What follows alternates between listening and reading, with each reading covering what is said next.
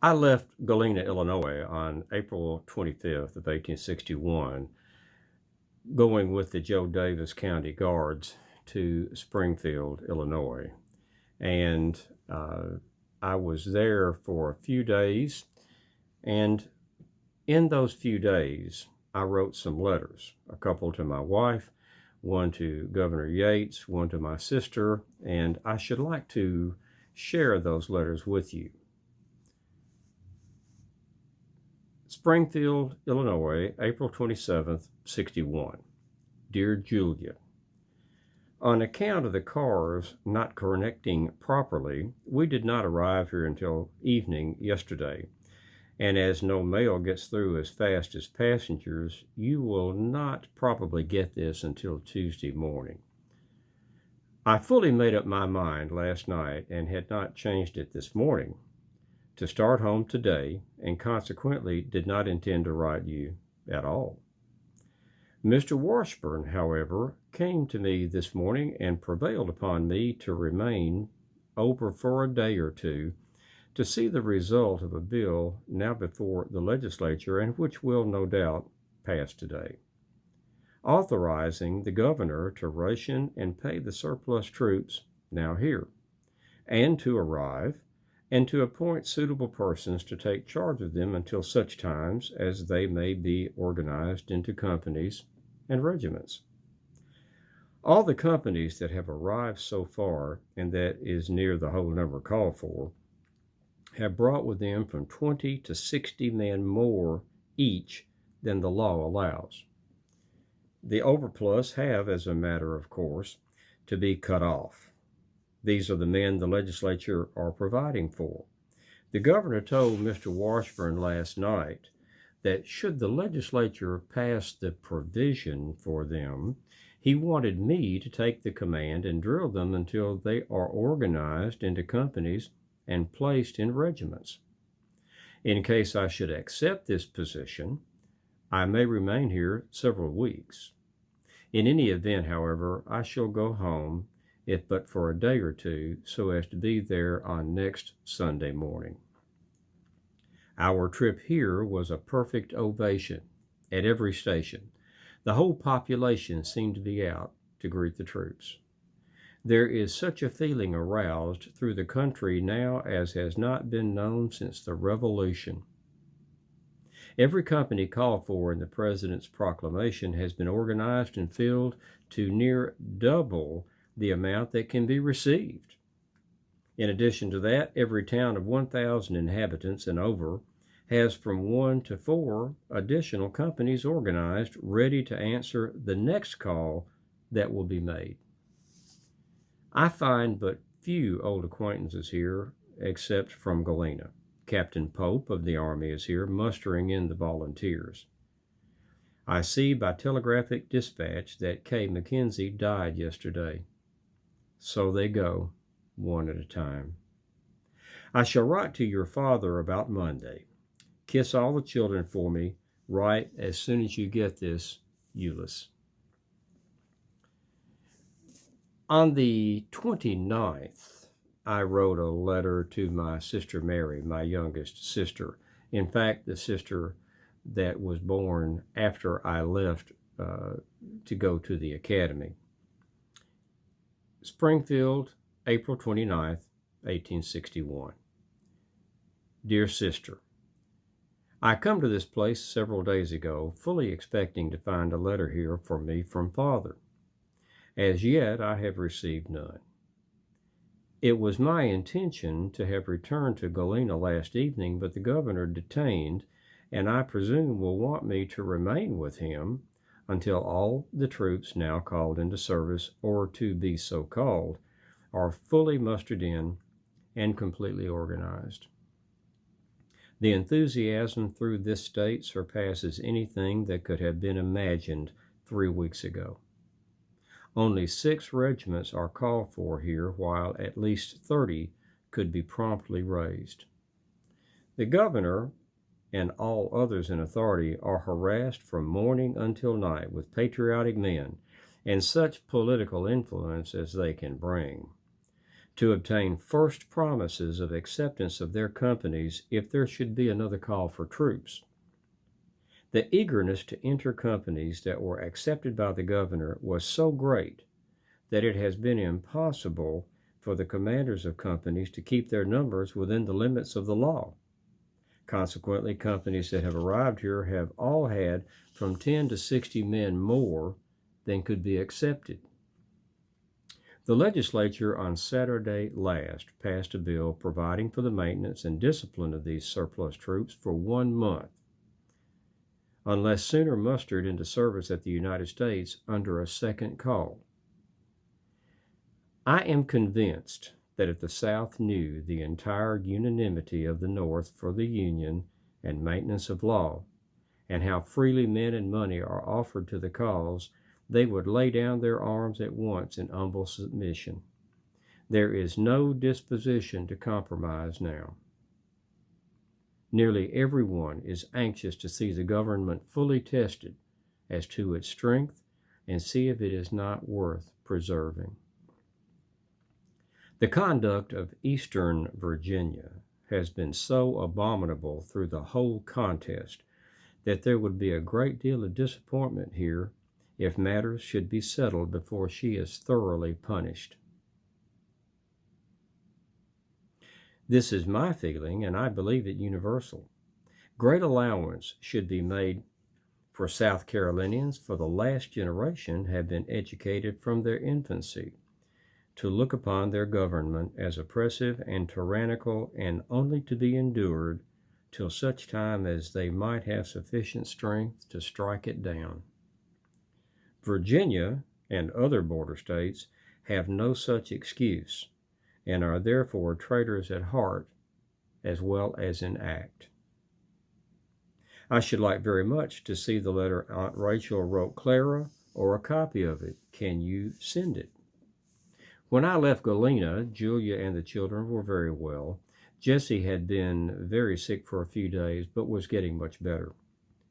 I have been very anxious that you should spend the summer with us. You have never visited us, and I don't see why you can't. 2 of you often travel together, and you might do so again, and come out with Clara. I do not like to urge anything of the kind, lest you should think that I ignored entirely the question of economy, but I do not do so. The fact is, I have had my doubts whether or not it would not be more prudent for all of you to lock up and leave until the present excitement subsides. If Father were younger and Simpson strong and healthy, I would not advise such a course. On the contrary, I would like to see every Union man in the border slave states remain firm at his post. Every such man is equal to an armed volunteer at this time in defense of his country. There is very little that I can tell you that you do not get from the papers. Remember me to all at home and write me at once at this place. Brother Ulysses. I should mention also regarding the admonition that I gave Mary, they were living, my parents, in Covington, Kentucky, and I am suggesting that perhaps they would want to get out of Kentucky across the river into Cincinnati and Ohio. On April 29th, I wrote a letter to Governor Yates, a report actually. Springfield, Illinois, April 29th, 1861. His Excellency Richard Yates, Governor and Commander-in-Chief, Illinois State Militia. Sir, in compliance with your request, I have visited the State Armory and made careful examination of all the muskets now in possession of the state authorities and beg leave to report. Number of muskets that are in serviceable condition, 60. That require repairs, 262. Musketoons that are serviceable, 93. Musketoons that require repairs, 40. Rifles issued to troops, 80. Cadet rifles, 60. Mini rifles issued, 90. Making altogether 905 pieces. The muskets are the old army pattern, changed from the flintlock, are in good order but need cleaning. I do not know as to the practicability of rifling them, and have not a correct idea of their value. Respectfully, your obedient servant, U.S. Grant.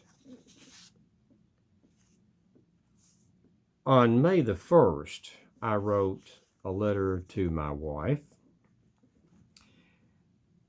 and it is revealing. General Headquarters, State of Illinois, Adjutant General's Office, Springfield, May 1, 1861. Dear Julia, I have an opportunity of sending a letter direct to Galena by Mr. Corwith, and as it will probably reach you a day or two earlier than if sent by mail, I avail myself of the chance.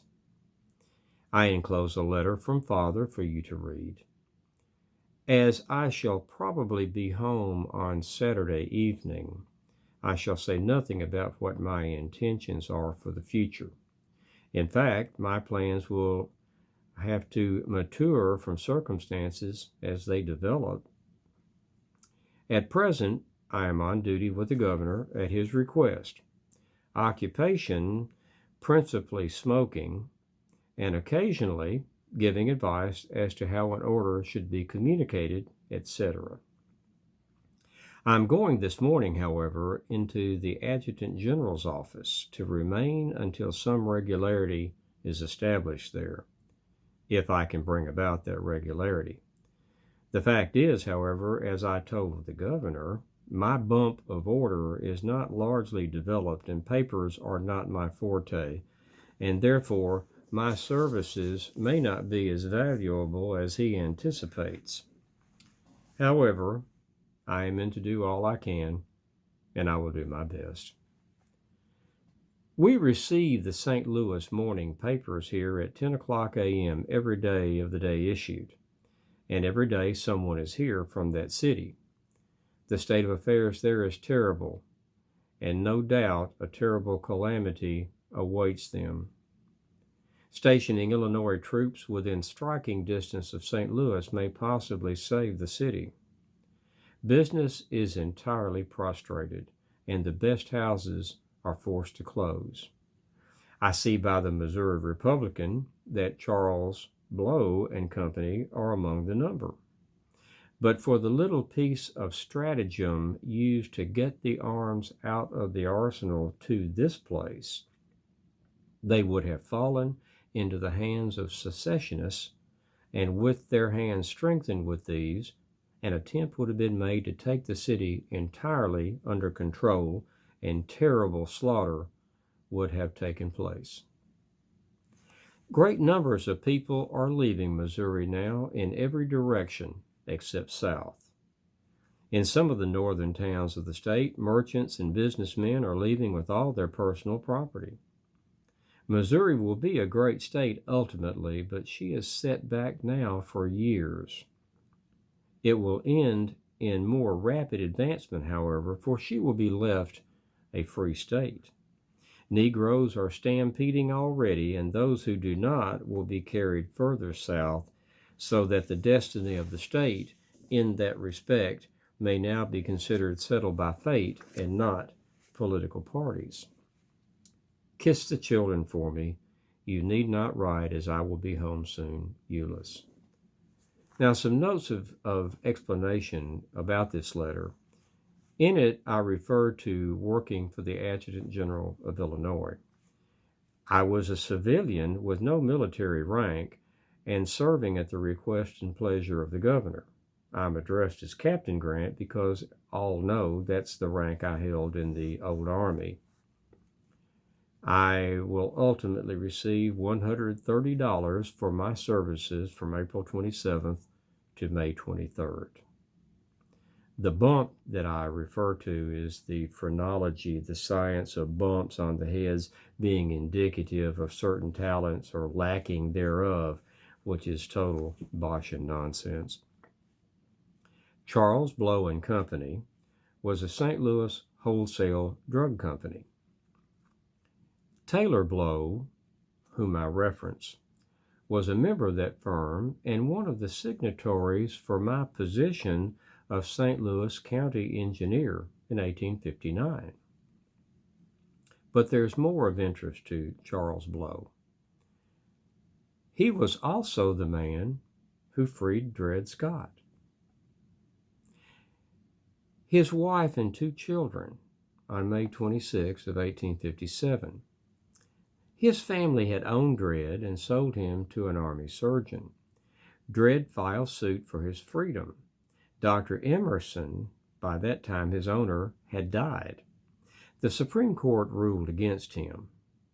Dr. Emerson's widow had by this time remarried Calvin Chaffee, an ardent abolitionist who had been elected to Congress not knowing his wife owned the most famous slave in America, Dred Scott, and was severely criticized for being married to a slave owner.